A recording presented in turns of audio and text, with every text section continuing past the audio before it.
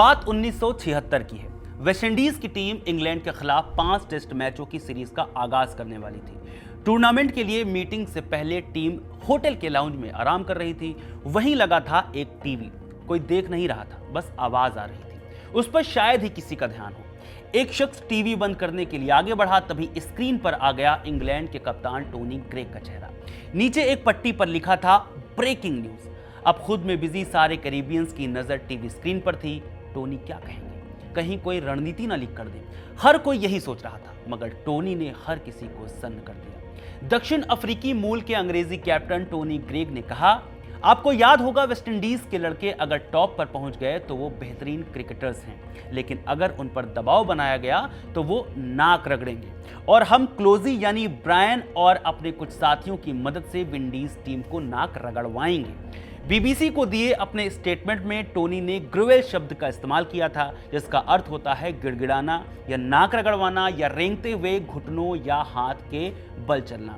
ये गिड़गिड़ाना शब्द वेस्टइंडीज की टीम और फैंस के लिए नस्लभेदी टिप्पणी जैसा था। इस टिप्पणी के बाद कैप्टन क्लाइव लॉयड ने मीटिंग रद्द कर दी और कहा कि अब जवाब सीधे मैदान में देंगे। 3 जून 1976 से दोनों टीमों के बीच टेस्ट सीरीज शुरू हुई। इतिहास में पहली बार कैरिबियन फैंस ने मैदान पर इस तरह कूच किया था। जब कैरिबियाई बल्लेबाज चौका लगाते तो ग्रेग की तरफ देखकर मैदान पर जोर जोर से आवाज आती, ग्रुवेल ग्रुवेल। इस सीरीज के पहले दोनों टेस्ट ड्रॉ पर खत्म हुए और उसके बाद सीरीज के आखिरी तीनों टेस्ट वेस्टइंडीज ने जीत लिए। वेस्टइंडीज के लिए माइकल होल्डिंग और एंडी रॉबर्ट्स ने मिलकर 56 विकेट चटकाए और सीरीज में इंग्लिश बल्लेबाजों को शरीर पर कई जख्म भी दिए। आखिरी टेस्ट में तो द ओवल कैरिबियाई फैंस का कार्निवाल बन गया। बिगुल, हॉर्न और कैलिप्सो गानों के बीच वेस्टइंडीज ने इंग्लैंड को धूल चटाई। ग्रेग जब बल्लेबाजी करने उतरे तो माइकल होल्डिंग ने उन्हें बोल्ड मार दिया। सैकड़ों फैंस मैदान पर कूद पड़े, मजाक उड़ाया और खेल वहीं रुक गया। आखिर में ग्रेग ने मजे मजे में फैंस के सामने घुटनों पर बैठकर गिड़गिड़ाने का नाटक किया और फैंस झूम उठे। लेकिन होल्डिंग ने 14 विकेट लेकर इंग्लैंड को नेस्तनाबूद कर दिया था। इस सीरीज में विवियन रिचर्ड्स वेस्टइंडीज के सबसे बड़े बल्लेबाज बने। उन्होंने अपने बल्ले से इंग्लैंड टीम को जवाब दिया। इंग्लैंड के खिलाफ इस सीरीज में 7 पारियों में विवियन ने 2 दोहरे शतकों के साथ 829 रन बनाए थे। विवियन उस दौरे के बाद एक अलग ही दर्जे के बल्लेबाज बन चुके थे। ये कहानी उस वेस्टइंडीज की है जिसे पलटकर जवाब देना आता था, जिसने 1975 में पहला क्रिकेट वर्ल्ड कप जीता, 1979 में दूसरा। Vivian Richards, Clive Lloyd, Michael holding, Malcolm martial और ब्रायन लारा जैसे दिग्गज खिलाड़ी दिए, जिनके सामने अच्छे अच्छे खिलाड़ी और टीमें कांप जाती थी। आज उसका क्या हाल हो गया है? 2023 के वर्ल्ड कप के लिए क्वालिफाई नहीं कर पाए, चैंपियंस ट्रॉफी 2025 का टिकट भी नहीं मिला और अब 2027 वर्ल्ड कप के लिए भी ऑटोमेटिक क्वालिफिकेशन की उम्मीद धूमिल पड़ती जा रही है। इन सब के बीच इस कैरिबियाई टीम ने एक ऐसा शर्मनाक रिकॉर्ड अपने नाम कर लिया जो टेस्ट क्रिकेट के 148 सालों के इतिहास में कभी नहीं हुआ। यानी टीम के 7 बल्लेबाज बिना खाता खोले पवेलियन लौट गए। ये कहानी सिर्फ एक पारी की है। नतीजा, पूरी टीम सिर्फ 27 रन बनाकर ऑल आउट हो गई और हार गई। यह घटना 14 जुलाई 2025 के दिन वेस्टइंडीज में ऑस्ट्रेलिया के खिलाफ घटी। मगर सवाल यह है कि आखिर क्या हो गया है वेस्टइंडीज क्रिकेट के साथ? क्यों यह टीम आज इस कदर लड़खड़ा रही है? क्या वेस्टइंडीज क्रिकेट के इस हाल का जिम्मेदार क्रिकेट बोर्ड है या फिर कुछ नामचीन खिलाड़ी? यानी इस वीडियो में हम बात करेंगे वेस्टइंडीज क्रिकेट के अनफॉर्चुनेट डाउनफॉल के बारे में। इतिहास से लेकर वर्तमान तक जानेंगे हर वो पहलू जिसके कारण वेस्टइंडीज क्रिकेट अर्श से फर्श पर आ गिरा है। नमस्कार, मेरा नाम है रविशंकर, आप देख रहे हैं खबरगांव। वेस्टइंडीज क्रिकेट टीम का इतिहास सिर्फ खेल का नहीं बल्कि कोलोनाइजेशन और उसके खिलाफ बगावत का भी है, जिसका एक किस्सा हमने आपको सुनाया। दूसरा उदाहरण भी है। साल 1930 में वेस्टइंडीज ने अपनी पहली होम सीरीज खेली। चारों टेस्ट में अलग अलग कप्तान थे। ये कप्तान हर एक उस ब्रिटिश कॉलोनी से चुने गए थे जो उस मैच की मेजबानी कर रही थी। और हाँ, ये चारों गोरे थे, लेकिन इसके बावजूद इस टीम में दमखम था। जॉर्ज हेडली और लियरी कॉन्स्टेंटाइन वेस्टइंडीज के पहले 2 बड़े क्रिकेटर थे जिन्होंने जॉर्ज टाउन में एकजुट होकर पहली टेस्ट जीत दिलाई।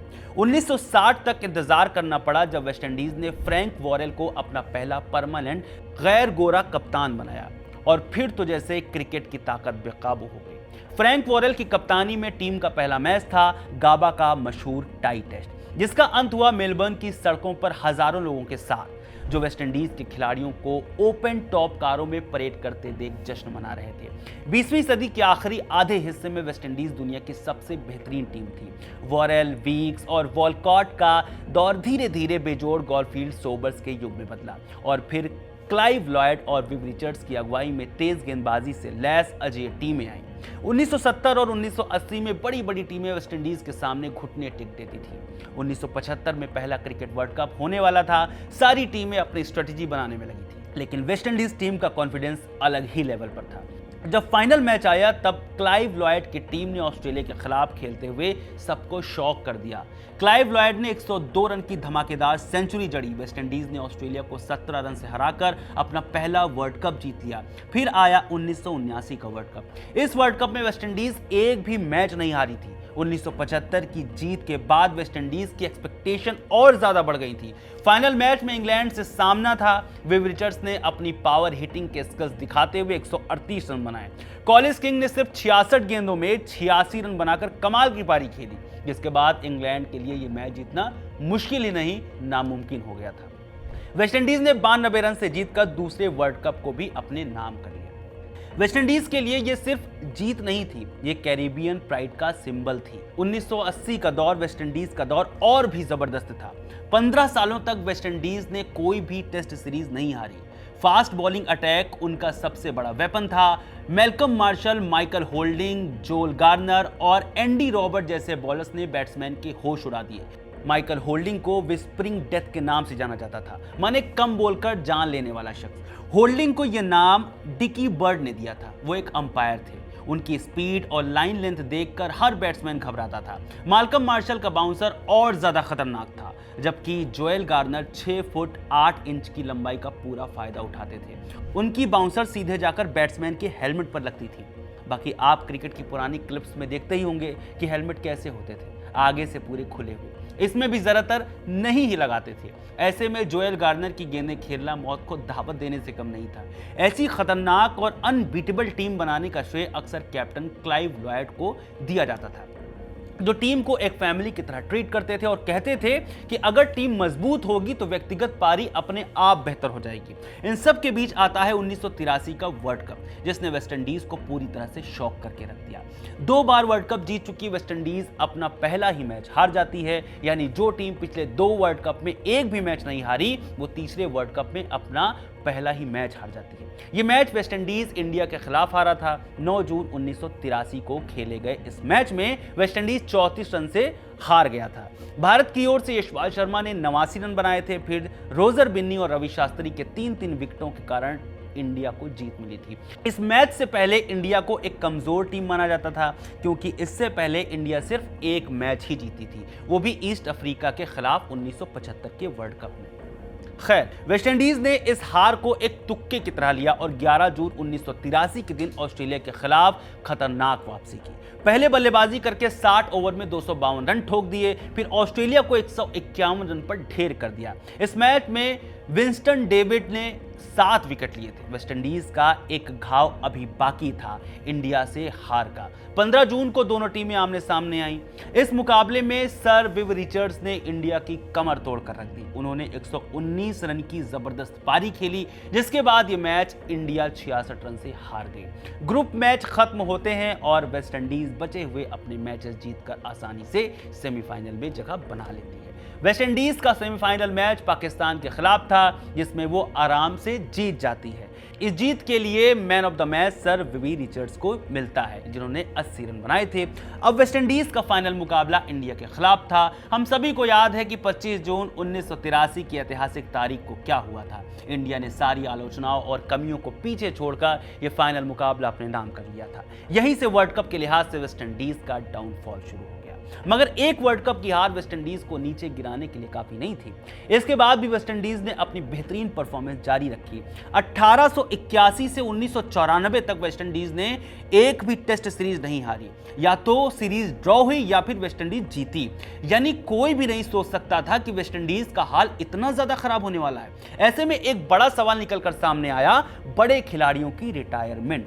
अर्ली 90s में वेस्टइंडीज के बड़े प्लेयर्स रिटायरमेंट लेने लगे। Sir Vivian Richards, Gordon Greenidge, Malcolm Marshall के अलावा कई प्लेयर्स रिटायर हो गए। हालांकि अब भी वेस्टइंडीज के पास कई बड़े खिलाड़ी मौजूद थे, मगर पहले की तरह हर बड़े टूर्नामेंट में हर बड़ी टीम को हराना काफी मुश्किल हो चुका था। हर मैच में बड़े खिलाड़ियों से अच्छी परफॉर्मेंस की उम्मीद रहती थी, अगर वो हुई तो ठीक, वरना वेस्टइंडीज की हालत बहुत बुरी होती थी। यही चीज हुई 1995 की उस सीरीज में, जब ऑस्ट्रेलिया ने 4 टेस्ट और वनडे के लिए वेस्टइंडीज का दौरा किया, जिसमें वेस्टइंडीज की टीम 2-1 से टेस्ट सीरीज ऑस्ट्रेलिया में हार गई। हालांकि 5 मैचों की वनडे सीरीज में 4-1 से वेस्टइंडीज टीम की जीत हुई थी। वनडे तो ठीक था, लेकिन इसके बाद वेस्टइंडीज टेस्ट में कभी उभर नहीं पाई। 2000 के दशक की शुरुआत में कर्टनी वॉल्स और कर्टनी एम्ब्रोज रिटायरमेंट ले चुके थे। वेस्टइंडीज के पास बड़े मैच विनर्स नहीं बचे थे, मगर अब भी थोड़े बहुत अच्छे खिलाड़ी थे। यही वजह थी 1979 के बाद वेस्टइंडीज को कोई आईसीसी ट्रॉफी जीतने में 2004 तक का इंतजार करना पड़ा, जब वेस्टइंडीज के कप्तान ब्रायन लारा बने। वेस्टइंडीज ने 2004 की चैंपियंस ट्रॉफी इंग्लैंड को फाइनल हराकर जीती थी, जिसे वेस्टइंडीज का सनराइज भी कहा गया। इस सनराइज के हीरो थे ब्रायन लारा, या यूं कहें कि उन्हें माना जाने लगा। यह बात जाहिर है कि लारा सिर्फ कप्तानी से नहीं बल्कि अपनी बल्लेबाजी से भी वेस्टइंडीज को आगे बढ़ाते रहे हैं। जैसे 1998 से 99 में ऑस्ट्रेलिया के खिलाफ 213, 8, 153 नॉट आउट और 100 रन बनाकर अपनी प्रतिभा का लोहा मनवाना। कुछ समय तक ज्यादा वजन और हैमस्ट्रिंग की समस्याओं ने उनकी तेज तर्रार फुटवर्क को प्रभावित किया और रनों का सैलाब कभी कभार की बौछार में सिमट गया। लेकिन बैकलिफ्ट में छोटे से बदलाव के बाद लारा 2001-2 में श्रीलंका में फिर से चमके, जहां उन्होंने सीरीज में 688 रन बनाए, जो वेस्टइंडीज के कुल रनों का रिकॉर्ड 42% था। इसका रिजल्ट तो लारा को मिलना ही था, माने वो कप्तान बनाए गए। लेकिन 2003 में साउथ अफ्रीका में उन्हें हार का सामना करना पड़ा और फिर कैरिबियन में इंग्लैंड के खिलाफ भी हारे। लेकिन जब वेस्टइंडीज क्रिकेट की सारी उम्मीदें खत्म सी हो गई थी, लारा ने 2004 में इंग्लैंड के खिलाफ एंटीगुआ में आखिरी टेस्ट में नाबाद 400 रन ठोककर सबको हैरान कर दिया। इसके साथ ही वो टेस्ट क्रिकेट का वर्ल्ड रिकॉर्ड हासिल करने वाले पहले खिलाड़ी बन गए। टीम की परफॉर्मेंस अच्छी नहीं होने के कारण उनसे कप्तानी ले ली गई, मगर नवंबर 2005 में एडिलेड में उन्होंने एलन बॉर्डर के 11,174 रनों को पीछे छोड़ दिया और टेस्ट क्रिकेट के सबसे ज्यादा रन बनाने वाले खिलाड़ी बन गए। फिर अप्रैल 2006 में वेस्टइंडीज बोर्ड और प्लेयर्स यूनियन के बीच लंबे विवाद के बाद उन्हें तीसरी बार कप्तान बनाया गया। 2006 में भारत के खिलाफ 5 वनडे मैचों की होम सीरीज में उनकी कप्तानी की खूब तारीफ हुई, क्योंकि मेहमान टीम को 4-1 से हरा दिया गया था। लेकिन टेस्ट सीरीज में वो खुद रनों के लिए जूझते रहे और उनकी कप्तानी में उतार चढ़ाव दिखा। बाद में उन्होंने खुलासा किया कि टीम सिलेक्शन से जुड़ी बाहरी समस्याओं ने उनके हाथ बांध रखे थे। जैसे जैसे वेस्टइंडीज की टीम मैदान के अंदर और बाहर लड़खड़ाती रही, ये साफ हो गया कि लारा अपनी ढलान की ओर है। खुद लारा को भी इस बात का आभास हो चुका था, इसलिए उन्होंने सोचा कि वेस्टइंडीज में होने वाला 2007 वनडे वर्ल्ड कप उनके लिए विदाई का बढ़िया मौका है। हालांकि इस पूरी सीरीज में लारा का बल्ला खामोश रहा था और टीम सेमीफाइनल तक भी नहीं पहुंची थी। लारा ने 300वें वनडे से एक कदम पहले यानी 299वें मैच में संन्यास ले लिया। माने अब तो टीम में लारा भी नहीं रहे, फिर कैसे संभलता वेस्टइंडीज क्रिकेट। इन्हीं आबाधाबी के बीच टीम में एक बड़े विलेन की एंट्री होने वाली थी, वेस्टइंडीज क्रिकेट बोर्ड की। साल 2005 में WIPA यानी वेस्टइंडीज प्लेयर्स एसोसिएशन और WICB यानी वेस्टइंडीज क्रिकेट बोर्ड के बीच एक बड़ा विवाद हो गया, जो कॉन्ट्रैक्ट की क्लॉज 5 को लेकर था। इस क्लॉज के तहत बोर्ड को टीम से संबंधित सभी स्पॉन्सरशिप, विज्ञापन, लाइसेंसिंग, मर्चेंटाइजिंग जैसी गतिविधियों के विशेष अधिकार दिए गए थे। उस समय बोर्ड का स्पॉन्सर डिजिसेल था, जबकि कई खिलाड़ियों के पास केबल एंड वायरलेस के साथ व्यक्तिगत स्पॉन्सरशिप के कॉन्ट्रैक्ट थे। यही टकराव की असली वजह बनी। हालांकि यह टकराव भुगतान संबंधी मुद्दों से भी जुड़ा हुआ था, जिसके कारण बोर्ड ने दक्षिण अफ्रीका के खिलाफ 2004-05 दौरे के लिए ब्रायन लारा और क्रिस गेल जैसे प्रमुख खिलाड़ियों को बाहर कर दिया। शिव नारायण चंद्रपॉल को कप्तान बनाया गया और कुछ खिलाड़ी बाद में टीम में शामिल हुए। लेकिन इसी साल 2005 में वेस्टइंडीज की टीम श्रीलंका के दौरे पर जाने वाली थी। विवाद यहां भी जारी रहा, क्योंकि एसोसिएशन और बोर्ड के बीच डिजिसेल से मिलने वाली रकम पर सहमति नहीं बन पाई थी। यूनियन ने $1,50,000 मांगे थे, लेकिन बोर्ड सिर्फ $50,000 देने को तैयार हुआ। इसी विवाद के बीच वेस्टइंडीज क्रिकेट बोर्ड ने 14 खिलाड़ियों की एक कमजोर टीम की घोषणा की। खिलाड़ियों को श्रीलंका में 2 टेस्ट मैचों की 6 हफ्ते की सीरीज और भारत के साथ एक त्रिकोणीय वनडे सीरीज के लिए कॉन्ट्रैक्ट पर साइन कर लिया गया। इसमें शिव नारायण चंद्रपॉल को कप्तान बनाया गया, जो हाल ही में दक्षिण अफ्रीका और पाकिस्तान के खिलाफ घरेलू सीरीज में कप्तान थे। वो एकमात्र सीनियर खिलाड़ी थे। इसमें युवा तेज गेंदबाज डैरेन पॉवेल और नए विकेटकीपर दिनेश रामदीन भी शामिल थे। समस्या यह थी कि टीम में बल्लेबाज Brian Lara, Chris Gayle, Ramnaresh Sarwan, Wavell Hinds और डेवोन स्मिथ नहीं थे। तेज गेंदबाज Fidel Edwards, Corey Collymore, Pedro Collins और इयान ब्रैडशॉ भी नहीं गए, और ऑलराउंडर ड्वेन ब्रावो भी।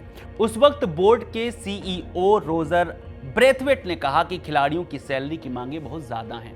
उन्होंने बताया, इस साल यानी 2005 में स्पॉन्सरशिप से मिली रकम को देखते हुए बोर्ड एसोसिएशन की $1,50,000 की नई मांग पूरी नहीं कर सकता। उन्होंने यह भी कहा कि श्रीलंका दौरे के लिए $50,000 की रकम दे दी गई है, जो सालाना स्पॉन्सरशिप अमाउंट राशि $33.75 लाख का 18% है। अभी ऑस्ट्रेलिया का दौरा भी बाकी है। इससे पहले दक्षिण अफ्रीका के खिलाफ टेस्ट सीरीज से पहले भी स्पॉन्सरशिप को लेकर विवाद हुआ था, जिसमें वेस्टइंडीज के खिलाड़ियों ने बोर्ड के खिलाफ हड़ताल की घोषणा की थी, मगर यह आखिरी वक्त पर टाल दी गई थी। इस विवाद ने टीम की एकता को प्रभावित किया और अंतर्राष्ट्रीय प्रदर्शन पर बुरा असर डाला। अक्टूबर 2005 में ऑस्ट्रेलिया दौरे के लिए समझौता हुआ, लेकिन तनाव बने रहे। फिर आया साल 2009। इस साल भी 2005 की तरह ही सीनियर खिलाड़ियों ने कॉन्ट्रैक्ट और पेमेंट संबंधी मुद्दों के कारण खेलने से इनकार कर दिया। एसोसिएशन ने खिलाड़ियों को बांग्लादेश के खिलाफ टेस्ट सीरीज का बहिष्कार करने की सलाह दी, जिसके कारण बोर्ड को एक दूसरी टीम चुननी पड़ी। इस टीम में फ्लायड रेफर को कप्तान बनाया गया। टीम में 16 साल के क्रैग ब्रेथवेट जैसे खिलाड़ी शामिल थे। प्रमुख खिलाड़ी जैसे क्रिस गेल, शिव नारायण चंद्रपॉल और रामनरेश सरवन ने इस हड़ताल में हिस्सा लिया। विवाद मुख्य रूप से रिटेनर कॉन्ट्रैक्ट और अधिकारों का हनन करने पर केंद्रित था। इस बवाल के कारण टीम के अंतर्राष्ट्रीय छवि को बहुत नुकसान पहुंचा और चैंपियंस ट्रॉफी में प्रदर्शन भी प्रभावित हुआ। 2009 में हुई चैंपियंस ट्रॉफी में वेस्टइंडीज, पाकिस्तान, ऑस्ट्रेलिया और भारत से मैच हारकर बाहर हो गया।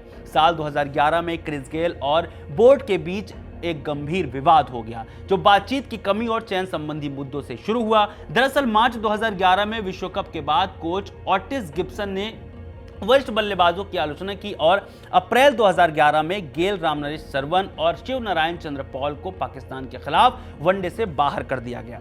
गेल ने बिना बोर्ड की अनुमति के आईपीएल में खेलना शुरू किया और एक रेडियो इंटरव्यू में बोर्ड और गिब्सन पर अनुचित व्यवहार का आरोप लगाया। इसके बाद बोर्ड ने गेल को भारत के खिलाफ वनडे से बाहर कर दिया। गेल ने कैरिकॉम से हस्तक्षेप की मांग की और अन्य क्रिकेटिंग विकल्पों पर विचार करने की बात कही। जुलाई 2011 में गुयाना के राष्ट्रपति और कैरिकॉम ने इस मामले में हस्तक्षेप किया। कैरिकॉम एक कैरेबियन कमेटी है जो किसी भी फील्ड में स्थानीय और राजनीतिक मामलों को सुलझाने का काम करती है। फिर आया साल 2014। बोर्ड और एसोसिएशन के बीच एक नए सामूहिक सौदे और समझौता ज्ञापन पर हस्ताक्षर हुए, जिसका उद्देश्य स्थिरता लाना था। हालांकि खिलाड़ियों ने पेमेंट संबंधी चीजों पर सवाल उठाए और कप्तान ड्वेन ब्रावो ने एसोसिएशन के अध्यक्ष वावेल हिंड्स पर आरोप लगाया कि उन्होंने खिलाड़ियों को धोखा दिया है, जिससे भारी वेतन कटौती हुई। इस विवाद के कारण वेस्टइंडीज टीम ने भारत दौरे को आधे रास्ते में छोड़ दिया, जिसमें 1 वनडे, 1 टी20 और 3 टेस्ट मैच बाकी थे। इसके बाद बीसीसीआई ने वेस्टइंडीज बोर्ड पर $42 मिलियन का जुर्माना भी लगाया और भविष्य में द्विपक्षीय दौरे को रद्द कर दिया। विवाद के दौरान मार्लन सैमुअल्स ने ब्रावो के आरोपों को चुनौती दी। नवंबर 2014 में कैरिकॉम ने वेस्टइंडीज बोर्ड के तत्काल सस्पेंड की सिफारिश की। दिसंबर 2015 में बीसीसीआई ने वेस्टइंडीज दौरे को मंजूरी दे दी, लेकिन तनाव बने रहे। 2015 में ही खिलाड़ियों ने कप्तान जेसन होल्डर, प्रशासन और चयनकर्ताओं के प्रति अविश्वास के कारण टेस्ट मैचों से बाहर रहने का फैसला किया। इसका कारण फिर से भुगतान संबंधी मुद्दे ही थे, जिसमें खिलाड़ियों को लगता था कि उनके वेतन और कॉन्ट्रैक्ट पर्याप्त नहीं है। इस अवधि में वेस्टइंडीज 1995 से 2015 के बीच 21 टेस्ट मैच इनिंग से हारी, जबकि 1966 से 1995 तक उन्होंने कभी भी इतने मैच नहीं हारे थे। इन सब के बीच जिसने सबसे ज्यादा टीम को नुकसान पहुंचाया वो था बड़े खिलाड़ियों का T20 लीग की ओर रुझान। जैसे Chris Gayle, Dwayne Bravo, Kieron Pollard और आंद्रे रसल ने IPL, BBL और द 100 जैसी लीग्स में खेलना पसंद किया क्योंकि वहां उन्हें बेहतर भुगतान और अवसर मिल रहे थे। यह रुझान राष्ट्रीय टीम की एकता और प्रदर्शन पर बुरा असर डालता रहा और आज भी डाल रहा है। यह विवाद मौजूदा वक्त में जारी है। जैसे साल 2025 में वेस्टइंडीज ऑस्ट्रेलिया से 3-0 से हारा, जिसके कारण CWC ने ब्रायन लारा, क्लाई लॉयड और विव रिचर्ड जैसे पूर्व खिलाड़ियों को आपातकालीन बैठक में शामिल करने का निर्णय लिया, जो टीम और बोर्ड के मैनेजमेंट में गंभीर समस्याओं को जगजाहिर करता है। विवादों से आगे बढ़ें तो हमने आपको पहले भी बताया कि वेस्टइंडीज टीम 2017 की चैंपियंस ट्रॉफी, 2022 का T20 वर्ल्ड कप और 2023 की वनडे वर्ल्ड कप तक क्वालिफाई नहीं कर पाई। सारी लेगेसी जो बड़े खिलाड़ियों ने तैयार की थी वो बुरी तरह से खत्म हो चुकी थी। रैंकिंग से लेकर वैल्यू तक 2023 तक आते आते सब कुछ खत्म हो चुका था। मगर यहाँ एक बात ध्यान देनी होगी कि टीम के खिलाड़ी फ्रेंचाइजी क्रिकेट की ओर ध्यान ज्यादा दे रहे थे। इसी कारण टीम ने 2012 और 2016 का T20 वर्ल्ड कप जीता था, जिसमें 2016 की जीत शायद ही कोई भूल सकता है। वेस्टइंडीज और इंग्लैंड के बीच फाइनल था। वेस्टइंडीज ने टॉस जीता मगर फैसला किया कि वो चेस करेंगे। इंग्लैंड ने ठोक दिए 155 रन। वेस्टइंडीज ने पीछा करना शुरू किया तो सिर्फ 107 रन पर 6 विकेट गिर चुके थे। माने वेस्टइंडीज मैच से लगभग बाहर हो गया था और चैंपियंस ट्रॉफी भी हारने की कगार पर था। मैच थोड़ा आगे बढ़ा और अब वेस्टइंडीज को चाहिए थे 12 गेंदों में 27 रन। क्रीज पर थे ब्रेथवेट और मार्लन सैमुअल्स। फिर जो मैच में हुआ वो ऐतिहासिक था। 19वें ओवर में आए 8 रन, यानी अब भी 6 गेंद में 19 रन चाहिए थे। क्रीज पर थे कार्लोस ब्रेथवेट। पहली गेंद डीप बैकवर्ड स्क्वायर पर 6। दूसरी गेंद स्टोक्स ने यॉर्कर ट्राई की मगर ब्रेथवेट ने इसे फुल टॉस बना लिया और 6 मार दिया। तीसरी गेंद स्टोक्स ने फिर से यॉर्कर ट्राई की और फिर से लगा 6। चौथी गेंद जीत के लिए चाहिए थे सिर्फ 1 रन। स्टोक्स समेत पूरी इंग्लैंड की टीम के चेहरे पर साफ दिख रहा था कि वो हार का प्रेशर झेल नहीं पा रहे हैं। आखिरकार ब्रेथवेट ने सिंगल लेकर जीत जाने के बजाय 6 लगाकर टीम को चैंपियन बनाया। बल्ला वहीं छोड़ दिया और पूरे मैदान में अपने साथी खिलाड़ियों के साथ दौड़ लगा दी। लगातार 4 गेंद पर 4 छक्के लगाकर ब्रेथवेट ने करिश्मा कर दिया था। स्टोक्स पिच पर ही बैठ गए। इंग्लैंड खेमा यकीन नहीं कर पा रहा था। वेस्टइंडीज के खिलाड़ी जश्न मना रहे थे। मैच में ब्रेथवेट ने 10 गेंद खेलकर 34 रन बनाए। 340 के स्ट्राइक रेट के साथ बल्लेबाजी कर इस बैटर ने वेस्टइंडीज के लिए इतिहास रच दिया। जब यह कारनामा हुआ था तो कमेंट्री इयान बिशप कर रहे थे। उन्होंने कमेंट्री करते हुए कहा था, कार्लोस ब्रेथवेट नाम याद रखना। वैसे तो वेस्टइंडीज टीम के खेलने के तरीके T20 जैसे क्रिकेट को सूट करते हैं। फिर इस बात को मानने में भी गुरेज नहीं है कि इस टीम के ज्यादातर खिलाड़ी ऑलराउंडर हैं। यही कारण है कि इन्हें IPL या बाकी फ्रेंचाइजी में ज्यादा पैसे मिलते हैं और वैल्यू भी, जो वेस्टइंडीज क्रिकेट बोर्ड नहीं दे पाता। एक तरफ जहां वेस्टइंडीज की टीम फ्रेंचाइज खेलकर पैसा कमा रही थी, वहीं टेस्ट टीम अब भी स्ट्रगल कर रही है। फिलहाल मौजूदा वक्त में वेस्टइंडीज 2027 के वर्ल्ड कप में क्वालिफिकेशन के लिए संघर्ष कर रही है। वेस्टइंडीज के डाउनफॉल का कारण आपको क्या लगता है? हमें कमेंट करके जरूर बताएं। बहुत शुक्रिया।